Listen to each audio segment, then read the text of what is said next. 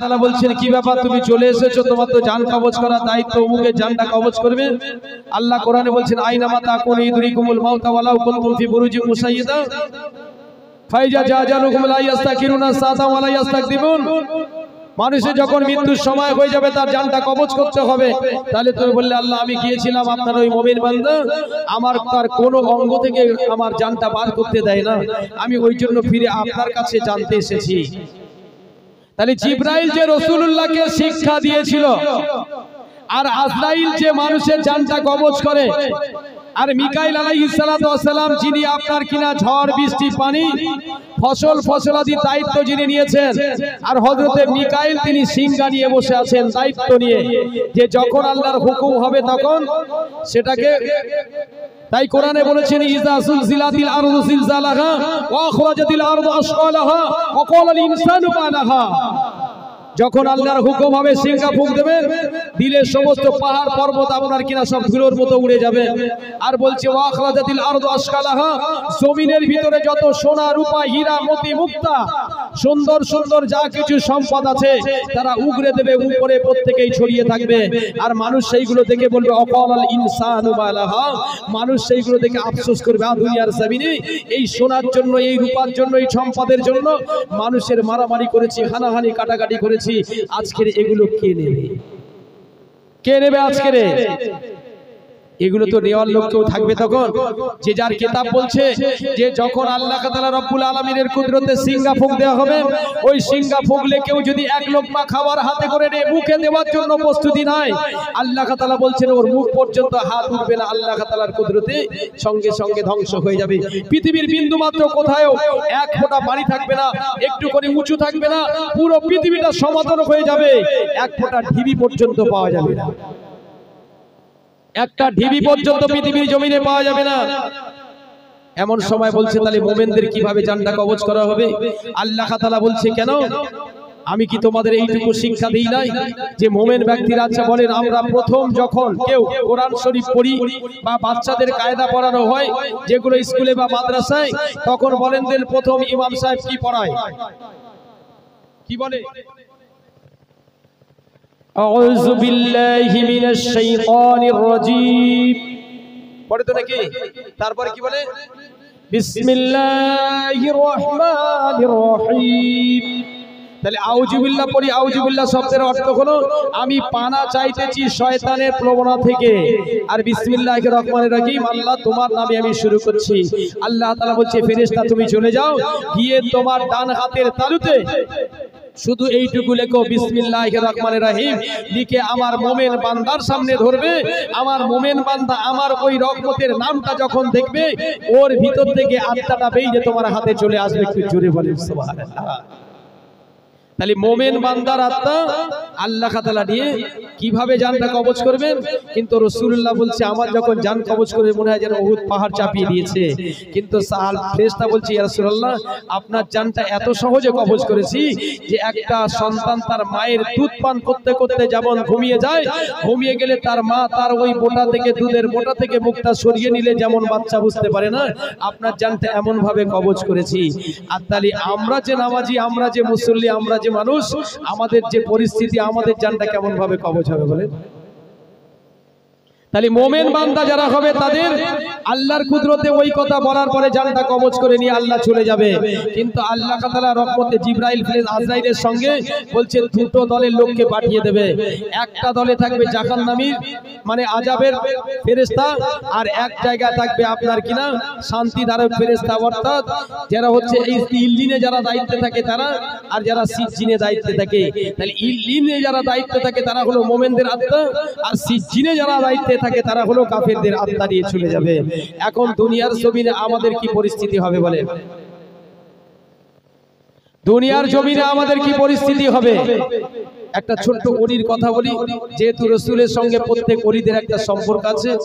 আমি বলেছিলাম অনেকেই বলে যে পীর বলতে কি, আমরা পীর সম্পর্কে বুঝি না, পীর বলে কেউ কিছু নাই। এখন পীর বলে কিছু আছে কিনা? ওরা বলছে কোরআন পাকে কোনো দলিল নাই পীর, বা হাদিসে কোনো দলিল নাই পীর। ভালো করে বুঝবেন। আর আমি বলছি পীর কোরআনে দলিল আছে, হাদিসেও আছে। যদি বলেন হুজুর বলতে হবে, এখন পীর শব্দটা হলো, বলেন পীর শব্দটা যে কোরআনে থাকবে বা হাদিসে থাকবে, আমি তাদের এক বাক্যে মেনে নিলাম কোরআনে পীর শব্দ নাই, হাদিসেও নাই। কিন্তু বলেন কোরআনটা কোন ভাষায় লেখা আছে? পীর শব্দটা হলো ফার্সি ভাষা। কোরআনটা কোন ভাষায় লেখা? বলেন কোরআনটা কোন ভাষায় লেখা? আরবি ভাষায়। হাদিসটা কোন ভাষায় লেখা? বলেন আরবি ভাষায়। ভালো করে বোঝেন আমার কথাটা, বুঝে নেন। অনেকেই তো আপনাদের কাছে প্রশ্ন করবে, হুজুর আপনারা বলেন পীর ধরতে হবে কেন, পীর মানতে হবে কেন? আমি বলি তোমাদের পীর শব্দটা মানতে হবে না, কিন্তু পীরটা হলো একটা সম্মানসূচক বাক্য। তো বলছে কোরআনে নাই, হাদিসে নাই। আমি এক বাক্যে আপনাদের কথা মেনে নিলাম, কোরআনে নাই, হাদিসে নাই। কিন্তু কোরআনে এই শব্দটা কি আছে যে নামাজ আর রোজা? কেউ দেখাতে পারবে? সারা জীবন গোলামি করবো কেউ যদি বলে কোরআনে লেখা আছে নামাজ, কোরআনে নামাজ শব্দ লেখা আছে সালাত নামে, আর রোজা শব্দ বলে লেখা আছে সাওম নামে, তাহলে ওখানে যদি সালাত বলতে গেলে তাহলে সালাত বলবো, নামাজ বলবো না? সেখানে নামাজ বললে তোমাদের কষ্ট হবে না? কষ্ট হয়? কষ্ট হয় না। রোজা বললে তোমাদের কষ্ট হয় না। আর কোরআনে পীরের শব্দটা আছে কি? আউলিয়া, মুরিদ, মুর্শিদ। কোরআনে লেখা আছে আপনার কিনা আবেদ। তার কারণ হলো আল্লাহর কোরআন বলছে আলা ইন্না আউলিয়াল্লাহি লা খাউফুন আলাইহিম ওয়া লা হুম ইয়াহজানুন। আল্লাহর ওলিরা কখনো মরে না, সর্বদাই জিন্দা। তাহলে ওলি কাদের বলবে? আমরা যাদেরকে পীর বলি, মুর্শিদ বলি, ওলি বলি, আমরা তাদেরকে পীরও বলি। তাহলে কোরআনে আছে না নেই একটু চিন্তা করে। তাহলে ধারণাগুলো আমাদের ভুল। আসলে আমাদের একটা চোখ কানা। বলেন যে দার্জালের কোন চোখটা কানা হবে? দার্জালের কোন চোখটা কানা হবে? একটা অন্ধ আপনার কাছে এসেছে, ভালো করে বোঝেন। একটা অন্ধ আর একটা ভালো মানুষ, একটা অন্ধর কাছে আপনি ভালো মন্দ ফল পাকড় দিয়েছেন, আর একটা চোখে দেখে যে মানুষ তার কাছে ভালো মন্দ ফল পাকড় দিয়েছেন, দেওয়ার পরে বলছে খাওয়া শুরু করো। এখন ওই অন্ধর কাছে যা আছে আপনার কাছে সেই প্লেটটা দিয়ে দেওয়া হয়েছে। এখন অন্ধ মানুষ সে যদি বলে যে কই আমার কাছে কি দিয়েছো খাবো, তো বলছি কেন তোমার সামনে বসানো রয়েছে। আর যে চোখলা মানুষও আর কি বলবে যে আমার কাছে কি দিয়েছো খাবো, বলতে পারবে কি? এখন অন্ধ মানুষ তো আমরা, আমাদের চোখ থাকলে আমরা বুঝে নিতাম কোন ফলটার কেমন টেস্ট, কোনটার কি টেস্ট, সেটা আমরা জানতে পারি। একটা বাস্তব উদাহরণ দিয়ে আপনাদের কাছে বলি পীর ধরতে হবে কিনা। এখন মনে করুন আপনার একটা কোনো গাছ, ফলন্ত গাছ আপনি রোপণ করেছেন, পুঁতেছেন। এখন মনে করুন যে ফজলি আম কিংবা আপনার কিনা ন্যাকড়া কিংবা হিমসাগর কিংবা তোতামুখী যে কোনো একটা আম গাছ আপনি পুঁতেছেন। এখন ওই আম গাছের ডালটা আপনার 5 থেকে 7 ফুট লম্বা হয়ে উপরে উঠে গিয়েছে, যাওয়ার পরে সেখানে আপনার আম হয়েছে। আচ্ছা বলেন ওই আমটা পেকে যদি জমিনে পড়ে আমটা নষ্ট হয়ে যাবে, আপনি খেতে পারবেন না, কিংবা পাখিতে বাঁদরে ইঁদুরি আপনার খেয়ে নেবে। এবার ওই আমটা যদি আপনি পারতে যান, আপনি কিভাবে পারবেন বলেন? একটু কথা বলেন, ভালো লাগবে। আমি আপনাদের দেশের ছেলে, অসুবিধা নেই। ওই আমটা আপনি পারতে গেলে যে কোনো একটা সাহায্য নিতে হবে না, হবে না বলেন? আপনি যদি গাছে ওঠেন, দেখা গেল আপনার গাছে থেকে হাত দিয়ে সে জায়গায় আপনার হাতটা যাবে না, তাহলে আপনার একটা সাহায্য বা সহানুভূতি নিতে হবে না? দরকার হলে আপনার নয় আকুশ করতে হবে, ছড়ি বানাতে হবে, একটা ছিপে বা ছিপ বানাতে হবে, ছিপে বানিয়ে কিংবা একটা নেট দিয়ে একটা খাঁচা তৈরি করতে হবে, করে তারপরে সেই ফলটা পেড়ে আপনি ভক্ষণ করতে পারবেন। আর যদি আপনি না যেতে পারেন সেই জায়গায়, ওই ফলটা যদি পেকে পড়ার পূর্বে যদি পাখি খেয়ে না বা পেড়ে নিচে পড়ে গেলে নষ্ট হয়ে যায়, ফলটা খেতে পারবেন? পারবেন কি? তাহলে অমন ভাবে বলছে আল্লাহ পাকের দরবারে পৌঁছাতে গেলে আল্লাহর নবীকে আমরা চোখে দেখিনি, আমরা চোখে দেখিনি, হাদিসে এবং কোরআনে পেয়েছি। আমরা সাহাবীদেরকে দেখিনি, সাহাবীদের ঘটনা কোরআনে পেয়েছি, হাদিসে পেয়েছি। আমরা তারপরে সাহাবা তাবে তাবেঈনদের দেখিনি, তাদের অংশ আমরা কোরআনে পেয়েছি, হাদিসে পেয়েছি। আমরা তারপরে রাসূলুল্লাহ সাল্লাল্লাহু আলাইহি সাল্লামের অন্যান্য সাহাবী তাবে তাবেঈন আইমায়ে মুজতাহিদিনদেরকে দেখিনি, আমরা কোরআন এবং হাদিস দেখেছি। সেই কোরআন হাদিসের অনুপাতে আমরা তাদেরকে অনুসন্ধান করছে। বলছে তোমরা অনুসন্ধান করতে গেলে কুল মা কুনতুম বিদআম মিনার রাসূল, আল্লাহর কোরআন বলছে, আল্লাহ তাআলা বলছে কে নবী আপনি বলে দেন, কুল আপনি বলে দেন, মা কুনতুম বিদআম মিনার রাসূল, যদি তোমরা আমি আল্লাহ আমাকে পেতে চাও, আমাকে ভালোবাসতে চাও, আমাকে মহব্বত করতে চাও, তাহলে তোমরা আমার রাসূলকে ভালোবাসো, রাসূলকে মহব্বত করো। তাহলে আমি আল্লাহ তাআলা রব্বুল আলামিন, তোমরা যদি রাসূলকে ভালোবাসো, মহব্বত করো, আমি আল্লাহ আমাকে পাবে, আর আমি আল্লাহ তোমাদের জীবনের সকল গুনাহকে ক্ষমা করে দেব। বলুন সুবহানাল্লাহ। আরেকটা বাস্তব উদাহরণ আপনাদের কাছে দিই। মনে করুন এখন আমাদের অঞ্চলে প্রচুর ঘর ঢুকেছে, তাই না? বোঝার চেষ্টা করেন যে কেন পীর ধরতে হবে, ধরবো কি করে, কেন ধরবো? এখন বলুন, ঘরটা পাস করিয়েছে কে? রাজ্য। তাহলে রাজ্যের দায়িত্ব আছে কে? মাননীয় মুখ্যমন্ত্রী মমতা বন্দ্যোপাধ্যায়, নাকি? উনি তো দায়িত্বে আছেন। আর আপনার কিনা কেন্দ্রের দায়িত্ব আছেন, কেন্দ্রের দায়িত্ব আছেন মোদিজি। তাহলে কেন্দ্রের ঘর পাস হয়েছে কিংবা আপনার রাজ্যের ঘর পাস হয়েছে, আচ্ছা সরাসরি আপনি কি মমতা ব্যানার্জির কাছে গিয়ে দরখাস্ত লিখে আপনার ঘরের জন্য পাস করাতে পারবেন? আমি বোঝাতে চাচ্ছি। তাহলে আপনার ওই জায়গায় পৌঁছাতে গেলে প্রথম আপনার এই গ্রাম কমিটির যারা সদস্য আছে, গ্রাম কমিটির সদস্যদের তারপরে আপনার ধরতে হবে। গ্রাম কমিটির সদস্য যদি সেইটাকে পাস করে পাঠায় কোথায় বলেন? ম্যানেজিং কমিটির পরে তারপরে আমাদের প্রধান সাহেবের কাছে যাবে। প্রধান সাহেব দেখার পরে দেখবে যে আমার ওই গ্রামেই সদস্যগুলো আছে, তারপরে সে সই করবে। করার পরে আপনার সেইটা যাবে আপনার কোথায়? বিডিও যাবে বা এসডিও তে যাবে। ওখান থেকে এসডিও দেখবে যে হ্যাঁ অমুক জায়গায় ওনার এই পার্টির একটা প্রধান আছে, সে সই করে দিয়েছে যে হ্যাঁ এরা প্রাপ্য। তাহলে সেই জায়গায় সই করার পরে মালগুলো যাবে গিয়ে মমতা ব্যানার্জির পিএর কাছে পৌঁছাবে, সরাসরি ওখানে নয়। ওখান থেকে সে এক এক করে দেখে তারপরে যদি পাস করে দেয় তারপরে আপনি পাবেন। তাহলে আপনার একটা ঘর পেতে গেলে যদি এখান থেকে ধরে ধরে ধরে যদি ওই জায়গা পৌঁছাতে হয়, তাহলে নবীকে আল্লাহকে পেতে গেলে তাহলে তার আপনার কাঁধে ধরে ধরে কোথায় গিয়ে পৌঁছাতে হবে বলে। কথাটা বুঝে এসছে? কথাটা বুঝে এসছে? আর আপনি যদি সরাসরি এখান থেকে ফর্মটা ফিল আপ করে নিয়ে মাননীয় মুখ্যমন্ত্রী মমতা বন্দ্যোপাধ্যায়ের কাছে যান, তাহলে আপনি কি ঘর পাবেন? আপনাকে প্রবেশ করতে দেবে? তাই আল্লাহ তাআলা বলেছেন, দেখেন আমার রসুলকে পেতে গেলে রসুলের আদেশ অনুসরণ আমাকে করতে হবে। তাহলে রসুলের যারা আদেশ করে, যারা অনুচরণ করেছে, যারা রসুলদেরকে মেনেছে, যারা রসুলদেরকে ইত্তেবা করেছে, যারা রসুলদেরকে ভালোবেসেছে, যারা রসুলদেরকে মহব্বত করেছে, তাহলে আমার তাদের তো খোঁজ করতে হবে, তারপরে তো আমরা ওই জায়গা পৌঁছাতে পারবো। এরা বলছে পীর ধরতে হবে না। তাহলে পীর যদি না ধরো তাহলে তোমার আর কোথায় যেতে হবে না, চুপ করে বসে থাকো, অসুবিধা নেই। আর কোরআনে বলেছে ওয়াকফিদ লাকুমা সুনাহাতুল মিনার রাহমাতে আকুর রাব্বির হামকুমা কামা রাব্বায়ানি সগীরা। আল্লাহ রাসূল আল্লাহর হাবিব বলছেন, কোরআন হাদিস পাকের মধ্যে বলছেন হুমা জান্নাতুকা ওয়া নারুকা। এখন বলেন আমাদের পৃথিবীর বুকে আমাদের জন্য জান্নাত আর জাহান্নাম কে পিতা আর মাতা। আল্লাহ রাসূল আল্লাহর হাবিব বলছে তোমার পিতা মাতা যদি কষ্ট পায় তাহলে তোমরা জান্নাতে যেতে পারবে না। তাহলে যারা বলছে পীর ধরা শরীয়তের ভাষায় বেদাত বা যাবে না, আমি বলবো তারা পিতা মাতাকে পর্যন্ত সম্মান করে না। তার কারণ পীর ধরার আগে তোমার বাড়িতে পিতা মাতা আছে। আল্লাহ রাসূলের কাছে একজন সাহাবী এসে ইয়া রাসূলুল্লাহ ইয়া হাবিবাল্লাহ, আমি যুদ্ধের ময়দানে যাবার জন্য প্রস্তুতি গ্রহণ করেছি, হুজুর গো আমাকে আপনি যুদ্ধের ময়দানে যাবার জন্য অনুমতি দেন। আল্লাহ রাসূল সাহাবীকে ডেকে বলছে, আমার সাহাবী বলো বলো, আমি রাসূলুল্লাহ যুদ্ধের ময়দানে যাবার জন্য তোমাদেরকে ডেকেছি, কিন্তু তুমি যুদ্ধের ময়দানে যাবে বলে প্রস্তুতি নিয়েছো, গ্রহণ করেছো, কিন্তু আমি রাসূলুল্লাহ ওটাকে মেনে নিয়েছি। কিন্তু একবার বলো বলো, তোমার বাড়িতে কি তোমার বৃদ্ধ পিতা মাতা কি হাজির আছে? বললাম আল্লাহ রাসূলের সাহাবী বলে ইয়া রাসূলুল্লাহ ইয়া হাবিবাল্লাহ, আমার বাড়িতে আমার বৃদ্ধ মা আছে। আল্লাহ রাসূল আল্লাহর হাবিব বললেন, সাহাবী তোমার যুদ্ধের ময়দানে যেতে হবে না, তুমি তোমার বাড়িতে চলে যাও। তোমার মাকে যদি তুমি লক্ষ্য রাখো, তোমার মাকে যদি তুমি সম্মান করো, মাকে যদি তুমি ভালোবাসো, মাকে যদি তুমি ইজ্জত করো, আমি রাসূলুল্লাহ তোমাকে জানিয়ে দিলাম ওই মায়ের ভালোবাসা, মায়ের সম্মান ইজ্জত করলে যুদ্ধের ময়দানে গেলে যতগুলো সওয়াবের অধিকারী তুমি হবে, আমি রাসূলুল্লাহ তোমাকে জানিয়ে দিলাম তোমার মায়ের ভালোবাসলে, মাকে তুমি যদি মুহাব্বত করো, ভালোবাসো, তাহলে যুদ্ধে গেলে যতগুলো সওয়াব হবে আর তুমি ততটা সওয়াবের অধিকারী হয়ে যাবে।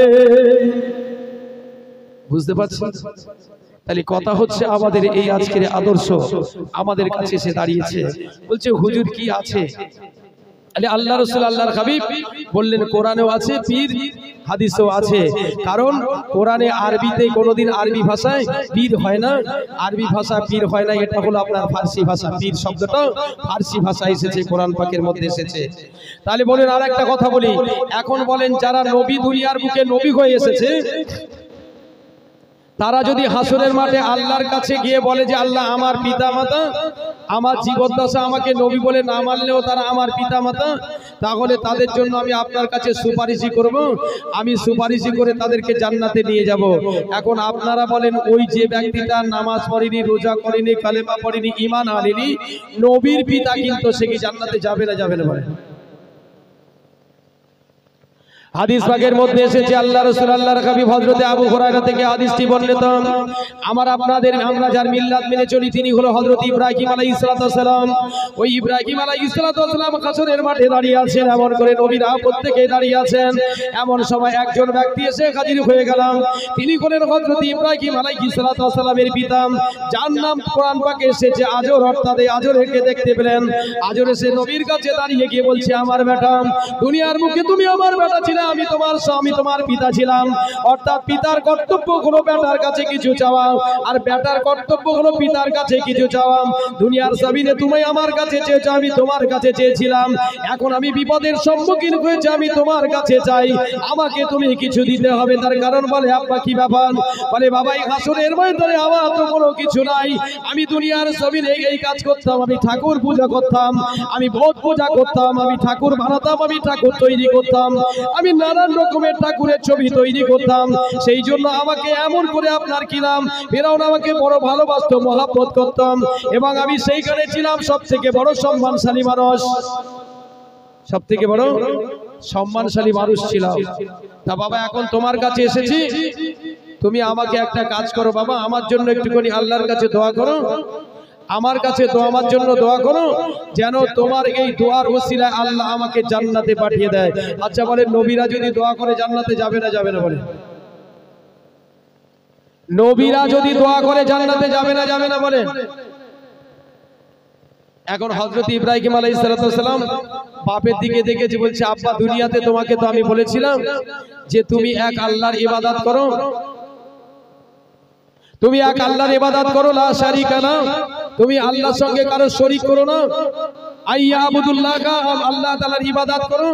কিন্তু তুমি তো দুনিয়াতে ঠাকুর পূজা ঠাকুর তৈরি করেছো, বোধ পূজা করেছো, তাহলে এখন তুমি আমাকে দোয়া করতে বলছো। এখন আল্লাহর দরবারে পিতার জন্য দোয়া করছে। আল্লাহ কোরআন পাকের মধ্যে জানিয়ে দিলেন যে হাসরের ময়দানে কেউ কারোর হবে না, ইয়াউমা ইফিরুল মারউ মিন আখিহি ওয়া উম্মিহি ওয়া সাহিবাতিহি ওয়া বানিহি। না আপনার ছেলে হবে মায়ের, না মা হবে ছেলের, না বেটা হবে বাপের, না বাপ হবে বেটার, না ভাই হবে বোনের, বোন না হবে ভাইয়ের, না বন্ধু কোনো বন্ধু বান্ধবের উপকারে আসবে। তাহলে হাসরের মাঠে ছেলের কাছে গিয়ে যখন বলছে, ছেলে বলছে কি ব্যাপার? তা বলছে, হুজুর বাবা আমার জন্য একটু আল্লাহর কাছে ফরিয়াদ করো, আল্লাহ তোমার দোয়াটা কবুল করবে, তাহলে আল্লাহ আমার এই সমস্ত পাপগুলো মুছে দিয়ে আল্লাহ তাআলা আমাকে জান্নাতে দিয়ে দেবে। এখন বেটা আল্লাহর দরবারে হাত তোলার আগে আল্লাহর কাছে বলছে, আল্লাহ আজকে তো আপনি বলেছিলেন যে পৃথিবীর জমিনে মা বাপ সন্তান সন্ততি আত্মীয় স্বজন যারা নবী আছে তাদেরকে কোনোদিন আযাবে পড়ানো হবে না, জাহান্নামে তাদেরকে দেওয়া হবে না। কিন্তু আল্লাহ আপনি কি আমার এই বাপের জন্য আমি আপনার কাছে অনুনয় বিনয় করব, আপনার কাছে দোয়া চাইবো, আপনি কবুল করবেন? আল্লাহ বলছে, এই ইব্রাহিম তুই যখন তোর বাপের জন্য আমার কাছে দোয়া চাইবি, তাহলে তুই একটা কাজ কর, তুই আমার কাছে দোয়া চাওয়ার পূর্বে একটুখানি তোর পায়ের চিটার দিকে লক্ষ্য কর। এখন সামনাসামনি কারোর সঙ্গে কথা বলতে বলতে যখন পায়ের চেটার দিকে যখন লক্ষ্য করবেন, যখন পায়ের চেটার দিকে যখন নজরটা দিয়ে দেবে, সঙ্গে সঙ্গে যে পিতা সামনে দাঁড়িয়ে ছিল মাটিতে, সঙ্গে সঙ্গে কিতাব বলছে সঙ্গে সঙ্গে শিয়ালের আকৃতি ধারণ করবে, ধুলোতে পড়ে কালি ধুলো মেখে একদম পুরো অন্যরূপ আকার ধারণ করবে। এমন সময় আল্লাহ তাআলার রহমতে, এমন সময় ফেরেশতা আল্লাহ পাকের কুদরতে এমন সময় সঙ্গে সঙ্গে বলবে যে, আল্লাহ বলবে, হে ইব্রাহিম তুই কার জন্য দোয়া করছিলিস? তোর পিতা কই? তো বলবে, আল্লাহ সামনে লক্ষ্য করে দেখবেন যে আপনার শিয়াল হয়ে গেছে। আল্লাহ তাআলা কুদরতে সঙ্গে সঙ্গে বলবে, আল্লাহ বলবে, ইব্রাহিম এবার তুমি একটা কাজ করো, ওই যে তোমার সামনে দাঁড়িয়েছিলাম, ওই যে পৃথিবীর বুকে একটা জানোয়ারে পরিণত হয়ে গিয়েছে, শিয়ালে আকার ধারণ করে নিয়েছে, এখন তুমি ওর পা দুটো ধরো, যাতে পা দুটো ধরার পরে ওকে তুমি টিনে জাহান্নামের ভিতরে নিক্ষেপ করে দাও। তাহলে আজকের যদি নবী হয়ে তার পিতার জন্য সুপারিশ না করতে পারেন, তাহলে দুনিয়ার জমিনে আমরা কি করে তার জন্য সুপারিশ, কোনো মানুষের জন্য, তাহলে হাসরের ময়দানে সুপারিশ কি করে করবেন? কিন্তু হাদিস বলছে, রাসূলুল্লাহ বলে দিয়েছেন, শোনো আমার উম্মতানিরা, আমি আল্লাহ রাসূল আল্লাহর হাবিব জানিয়ে দিলাম, যদি পৃথিবীর বুকে কোনো ব্যক্তি যদি তার সন্তান যদি পৃথিবীর বুকে তাকে আলেম করে রেখে যেতে পারেন, ওই আলেম যদি 5 ওয়াক্ত নামাজের পরে, জুম্মার নামাজের পরে যদি আল্লাহর দরবারে দুখানা হাত তুলে যদি আল্লাহর কাছে কন্দর করেন, আল্লাহ তাআলা তার ওই সন্তানের দোয়াটা কখনো ফিরিয়ে দিতে পারে না। আচ্ছা বলেন, জুম্মার নামাজের পরে কবরের কাছে দাঁড়িয়ে কজন কাঁদি বলেন? জুম্মার নামাজের পর জুম্মার নামাজ পড়ে ছুটে এসে ভাত খেয়ে শোবো, কাঁধে চলে যাবে, এই তো পরিস্থিতি। হাদিসে এসেছে যে বান্দা যখন কোনো মানুষ মারা যায়, মরে যাবার পরে ওকে কবরস্থ করে রাখার পরে ওর ওই আত্মাটা, রূহটা দুনিয়ার জমিনে পাঠিয়ে দেওয়া হয়। একদিন নয়, দুদিন নয়, 1000 বছর পর্যন্ত দুনিয়ার জমিনে ঘুরে। যার আত্মা তাদের বাড়ির সমস্ত আত্মীয়জনের সঙ্গে দেখা করে, আর ওই বান্দা যদি ওই আত্মীয়র কাছে এই জন্য এসে দেখা করে, ঘুরে ঘুরে বেড়ায় যে যদি আমার জন্য একটু সওয়াব রেসানি করে। এখন কেউ বলছে যে মানুষ মরে গেলে আবার তার জন্য দোয়া করতে হবে, কেন বলছে ওই দোয়ায় বসে যদি খায়, খাওয়াটা হবে কি বলছে, বলছে খাওয়াটা একেবারে শরিয়াতি ভাষায় না যায়, বলছে চলবে না। এখন তালি বলেন ওই যে আত্মাটা পাঠিয়ে দেওয়া হলো, ওই আত্মা বলছে এসে ঘোরাফেরা করে তার আত্মীয় স্বজনের কাছে, কে তার জন্য কাঁদছে, কে তার জন্য দোয়া করছে, কে তার জন্য ফরিয়াদ করছে, কে তার জন্য কোরআন তেলাওয়াত করছে, কে তার জন্য আল্লাহর কাছে এমন করে তাসবিহ তেলাওয়াত করে দোয়া রাখছে। এই জন্য আল্লাহ তাআলা বলছেন ওই বান্দা ঘুরে আর এমন করে, যদি কোনো বান্দা তার জন্য দোয়া করে, ওই যে মৃত্যু ব্যক্তিটা ইন্তেকাল করে গিয়েছে, মারা গিয়েছে, ওই ব্যক্তিটা ওই বান্দার জন্য আল্লাহর দরবারে তার কামাইয়ের জন্য দোয়া করে। বলুন সুবহানাল্লাহ। তাহলে মানুষ মরে গেলে সেও তো বদদোয়া দিতে পারে, হাদিসে আছে। মানুষ মরে গেলে সে তার জন্য দোয়া করতে পারে, হাদিস পাকে এসেছে। এমন করে বলছেন যে বান্দাটা ঘুরপাক খাচ্ছে, ঘুরপাক খেতে গিয়ে দেখা গেল আমার মতো একজন অর্ধব্য ছোনা ছেলেকে পৃথিবীর জমিনে রেখেছে, না পড়ে নামাজ, না পড়ে রোজা, না করে কবর জিয়ারত, না করে কোরআন তেলাওয়াত। আমার মতো এরকম একজনকে রেখে দিয়ে চলে গেল। এখন আমরা জীবনে কবরের সামনে যাইনি, কবর জিয়ারত করিনি, দোয়া তাসবিহ তেলাওয়াত করিনি। এখন ওই বান্দাটা ঘুরে ঘুরে ঘুরে আল্লাহর কাছে বলে, আল্লাহ যাদের জন্য আমি এই সম্পত্তি রেখে আসলাম, এই সম্পত্তি ভাগ করা নিয়ে লড়াই, সম্পত্তি ভাগ করা নিয়ে লড়াই, কিন্তু আমি মরে গিয়েছি, আমার জন্য একটু দোয়া করবে, করে না। আল্লাহ বলছে ওই বান্দাটা ঘুরে ঘুরে দেখার পরে আল্লাহর কাছে বলে, আল্লাহ ও যেমন করে আমার জন্য দোয়া করে না, আমার জন্য কোরআন পড়ে না, আমার জন্য আল্লাহর কাছে ফরিয়াদ করে না, আমার জন্য তোমার কাছে আল্লাহ, আমার জন্য তোমার কাছে দোয়া রাখে না, আমি আপনার কাছে বলছি আল্লাহ ওই ব্যক্তি মরে যাবার পরে ওর জন্য যেন কেউ তার সন্তান সন্ততি এমন করে যেন না কবর জিয়ারত করে, না দোয়া করে, বা না তেলাওয়াত করে আপনার কাছে দোয়া চাই, এই বদদোয়াটা বান্দা করে দেয়। তাহলে মানুষ মরে গেলে কিতাব বলছে তার জন্য দোয়া করা শরিয়াতের ভাষায় বৈধ। মানুষ মরে গেলে তার জন্য কোরআন তেলাওয়াত করে দোয়া চাওয়া শরিয়াতের ভাষায় বৈধ। মানুষ মরে গেলে তার কবরের সামনে দাঁড়িয়ে দোয়া করা শরিয়াতের ভাষায় বৈধ। একটা ছোট্ট ঘটনা বলবো, বলার বলেনি কটা পর্যন্ত? আচ্ছা,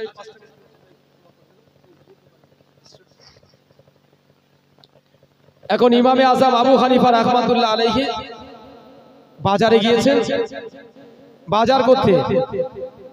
তাহলে শরিয়াতের ভাষায় বলা হলো একজন ব্যক্তি সংসারের দায়িত্ব নিয়ে বাজারে হেঁটে হেঁটে যদি যায়, যতক্ষণ পর্যন্ত ওই বাজারের মাল তার হাতে থাকবে, আল্লাহ তাআলা রব্বুল আলামিন তার শরীর থেকে সাগীরা গুনাহগুলো আল্লাহ তাআলা জমিনের বুকে পাঠিয়ে ফেলে ঝরিয়ে দেবে। যেমন একজন ব্যক্তি গোসল করে ওঠার পরে তার গায়ে থেকে পানিগুলো টোপে টোপে জমিনে পড়ে, যতক্ষণ ওই বাজারের ব্যাগ তার হাতে থাকবে ততক্ষণ পর্যন্ত আল্লাহ তার শরীর থেকে সাগীরা গুনাহগুলো মাফ করে দেবে। বলুন সুবহানাল্লাহ। ইমামে আযম আবু হানিফা রাহমাতুল্লাহ আলাইহি বাজারে যাচ্ছেন, বাজারে গিয়ে বাজারে ঢুকেছেন, ঢোকার পরে দূর থেকে লক্ষ্য করে দেখছেন যে একজন ব্যক্তি একটা বাচ্চা ছেলে ব্যবসা করছে, কিন্তু ব্যবসার মাঝখানে খরিদ্দারের মালপত্র দেওয়ার পরে বাকি সময় টিপ টিপ টিপ টিপ করে কি পাঠ করছে।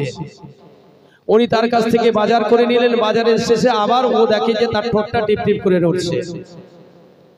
ইমামে আযম আবু হানিফা রাহমাতুল্লাহ আলাইহি বাজার সমাপ্ত হয়ে যাবার পরে বাড়ির মুখে রওনা করেন। প্রতিমধ্যে আসার পরে একটা কবরস্থান দেখতে পেলেন।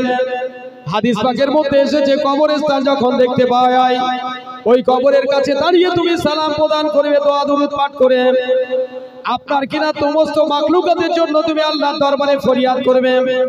ইমামে আযম আবু হানিফা রাহমাতুল্লাহ আলাইহি কবরের কাছে দাঁড়িয়ে আল্লাহ দরবারে দোকানা হাত তুললেন। যেমন আমরা ইস্তেগফার পাঠ করি, সূরা ফাতিহা পড়ি, সূরা ইখলাস পড়ি, দরুদ শরীফ পাঠ করি, এমন করে পড়ার পরে ইমাম আযম আবু হানিফা রাহমাতুল্লাহ আলাইহি দোয়া করেছেন। পড়ার পরে তারা অন্তঃকরণে চোখ দিয়ে দেখেন কিনা ওই কবরস্থানে একজন ব্যক্তি খানচায় করে সম্পূর্ণ পরিবার খাদ্য জান্নাতি খাদ্য নিয়ে আর কবরবাসীদের কবরে সকলকে আপনার কিনা বন্টন করে দিচ্ছেন। কিতাবের ভিতরে লেখা আছে ইমাম আযম আবু হানিফা রাহমাতুল্লাহ আলাইহি তার মুরাক্কাবা মুশাহিদের মাধ্যমে তাকে জিজ্ঞাসা করলে, বাবা এখন আপনারা বলবেন মরে গেছে, তার সঙ্গে কি করে কথা বলতে পারেন? আল্লাহ রাসূল আল্লাহর হাবিব বললেন, আল্লাহ পাক রব্বুল আলামিন ওলিদের কখনো মৃত্যুবরণ করেন না আর নবীরা কখনো মৃত্যুবরণ করে না, তারা সর্বদাই জীবিত। কোরআন বলেছেন যে আল্লাহ রাসূল আল্লাহর হাবিবকে আল্লাহ তাআলা জানিয়ে দিলেন, আলা ইন্না আউলিয়াল্লাহি লা খাউফুন আলাইহিম ওয়া লা হুম ইয়াহজানুন আল ওয়ালি লা ইয়ামুত। খবরদার তোমরা ওলিদের কখনো তোমরা মৃত্যু বলবে না, তারা মৃত্যুর পরেও জীবিত। ইমাম আযম আবু হানিফা রাহমাতুল্লাহ আলাইহি বলেন, আমি তাকে জিজ্ঞাসা করলাম, ভাই এত বড় ক্ষমতা এত বড় ইজ্জত সম্মান তোমাকে কিভাবে পেয়েছো আর কে বা তোমাকে দান করেছে? বললাম ওই সময় বলেছিল, হুজুর শোনেন, আমার একটা সন্তান পৃথিবীর জমিনে, আমি তাকে দুনিয়ার মুখে ভূমিষ্ঠ হওয়ার পরে আমি তাকে ওসিয়াত করে এসেছিলাম, আমার ছেলেটা যখন দুনিয়ার মুখে জমিনে যখন ভূমিষ্ঠ হয়েছে আমার ওই সন্তান কি তুমি মাদ্রাসা পাঠিয়ে দেবেন আর আমার ওই সন্তান মাদ্রাসায় পড়ে একজন আলেম তৈরি হবে কিংবা একটা হাফেজ তৈরি হবে। কিতাবে লেখা হয়েছে ওই ছেলেটা হলো কোরআনের হাফেজ। এমন করে বলছে, আমার ছেলে কোরআনের হাফেজ হয়েছে, আমার ছেলে বাজারে মাল বিক্রি করে, মাল বিক্রি করার পরে যখন আমার ছেলে একটুখানি সময় পেয়ে যায় আমার ছেলে পবিত্র কোরআনটা মুখস্থ রেখে দিয়েছে। ওই কোরআনটা আপনার কিনা শরীফ আল থেকে নিয়ে শুরু করেন বৃহস্পতিবার সন্ধ্যা কিংবা সকাল শুক্রবার সকাল পর্যন্ত আমার ওই সন্তান পবিত্র কোরআনটা মুখস্থ করে 7 দিনের ভিতরে কোরআনটা তেলাওয়াত করেন। করার পরে জুম্মার নামাজের পরে ইমাম সাহেবকে সঙ্গে করে নিয়ে আমার ছেলে কবরের কাছে দাঁড়িয়ে দাঁড়িয়ে ওই কোরআনটা পাঠ করার পরে আমার ছেলে কবরের কাছে দাঁড়িয়ে ইমাম সাহেবের নিয়ে দুখানা হাত তুলে ঝরঝর করে চোখের পানি ফেলেন। আমার আল্লাহ তাআলা আমার ছেলে ওই কোরআনের আয়াতটা ওই কোরআনটা খতম করার বদৌলতে আল্লাহ তাআলা জান্নাতে থেকে এই খাদ্যগুলো আমার কাছে পাঠিয়ে দেয়। আমার এত বড় সম্মান দান করেছে, আমি এই খাদ্যগুলো নিয়ে কবরবাসীদের মধ্যে বন্টন করে দিয়ে থাকি। তাহলে এখন বলে, তাহলে কবরে যদি দুনিয়ার মানুষ দোয়া চাইলে দোয়া করলে আল্লাহ তাকে শান্তিতে রাখে, এই হাদিস দ্বারা প্রমাণ। এখন উনি কি করলে তাহলে আমাকে জানতে হবে, তাহলে নিশ্চয়ই ওই ছেলেটা উনি বাজারে থেকে ঘুরে আবার বাজারে গিয়ে বলছে, ও বাবা আমি তোমার কাছে এখন খরিদ্দার করতে এসেছি, তুমি কি আমাকে একটু মাল দেবে? বলে হুজুর কেন, আপনি তো এইমাত্র আমার কাছ থেকে ঘুরে গেলেন।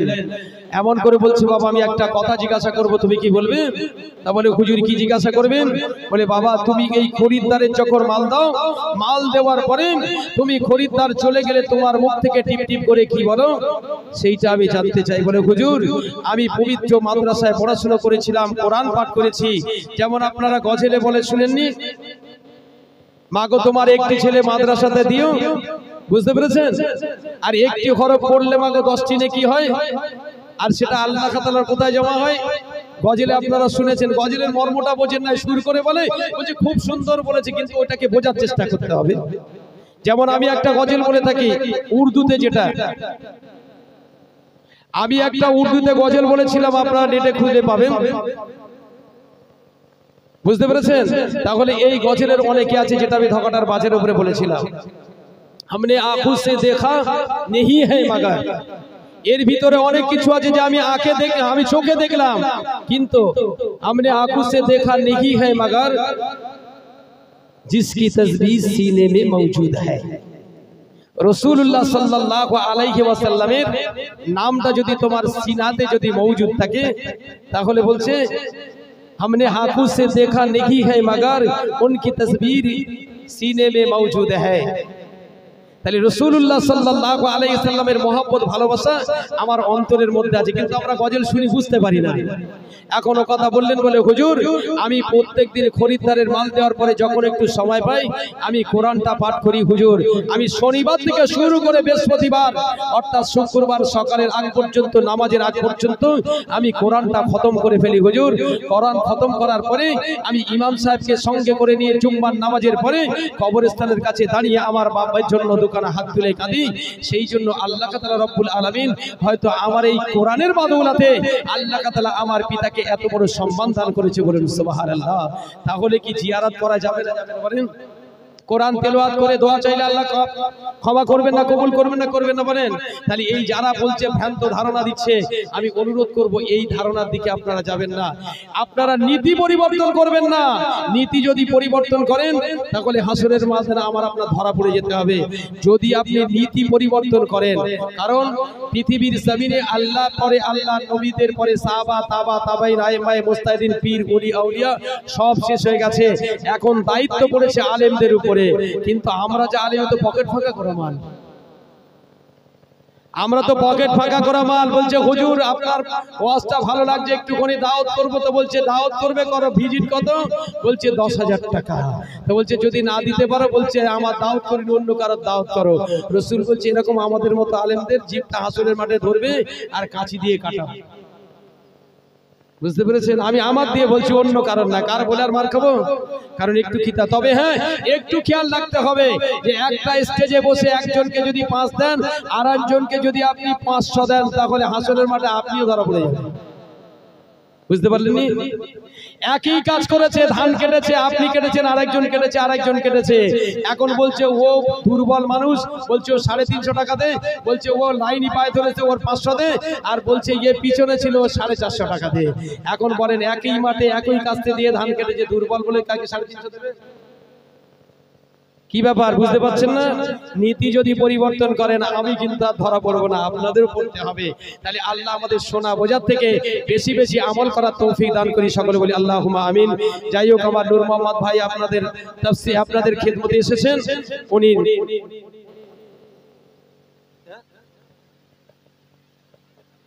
হাওড়া বাড়ি বকজুলি মসজিদের ইমাম সাহেব আপনাদের খিদমতে এসেছেন। উনি আপনাদের কাছে কোরআন হাদিস নিয়ে আলোচনা রাখবেন, আপনারা ধীর স্থির ভাবে শুনবেন। আসুন সকলে পড়ি উচ্চ স্বরে দরুদ শরীফ। আল্লাহুম্মা